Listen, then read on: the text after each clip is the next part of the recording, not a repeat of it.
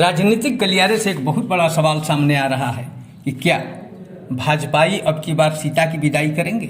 जी हाँ, ये सवाल अपने आप में बड़ा सवाल है। जैसे जैसे चुनाव नज़दीक आ रहा है, ये सवाल भी उसी तरह तूल पकड़ते जा रहा है कि क्या इस बार भाजपाई सीता की विदाई करेंगे।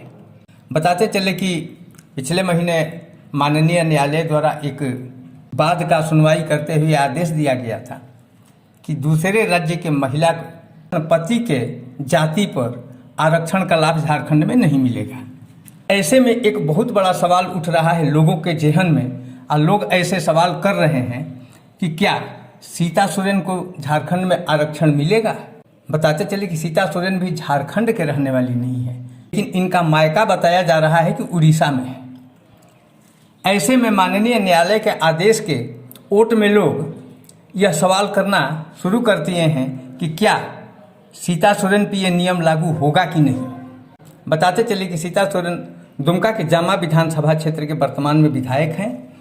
इसी से संबंधित पूर्व मंत्री लुइस मरांडी से जब पूछा गया तो उन्होंने क्या जवाब दिया, को आरक्षण का लाभ मिलना चाहिए चुनाव में, कि ये जो है ये कोर्ट में मामला है। तो क्या पार्टी इसको मुद्दा बनाएगी? निश्चित रूप से मतलब कोर्ट में मामला है और कानून अपना काम करेगी, तो उसमें कोई टिप्पणी का विषय नहीं होता है। कानून अपना काम करेगी, लेकिन हम लोग हर स्तर से तैयार हैं। अच्छा, ये थी पूर्व मंत्री लुइस मरांडी जी, जिनका जवाब आप लोगों ने सुना।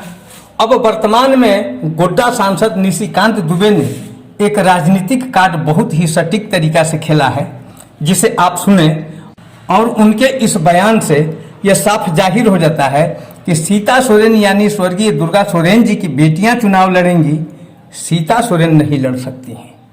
आइए सुनते हैं निशिकांत दुबे जी का ये बयान।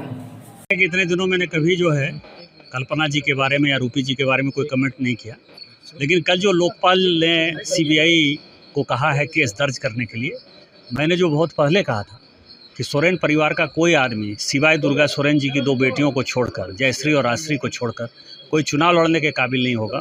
जयश्री और आश्री को छोड़कर कोई चुनाव लड़ने के काबिल नहीं होगा और आश्री को छोड़कर कोई चुनाव लड़ने के काबिल नहीं होगा। उसी दिशा में काम आगे चल रहा है और मुझे लगता है कि इनको जो है सब कुछ पता चल जाएगा, क्योंकि हेमंत सोरेन जी बहुत सीधे आदमी है। हेमंत सोरेन जी बहुत सीधे आदमी है। हेमंत सोरेन जी को भ्रष्टाचार के दलदल में घसीटने वाली कल्पना जी, दलदल में घसीटने वाली कल्पना जी, दलदल में घसीटने वाली कल्पना जी।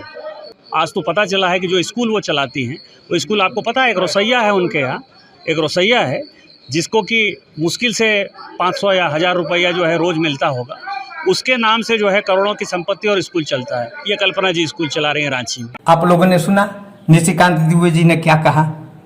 उनके कहने का अर्थ क्या निकल सकता है, आप अपने हिसाब से निकाल सकते हैं। बहरहाल ये सवाल वहीं जाके फिर खड़ा होता है कि क्या भाजपाई अब की बार सीता सोरेन की विदाई करेंगे। अपने आप में एक सवाल है। दुमका से द न्यूज़ 24 के लिए अजय कुमार भारती।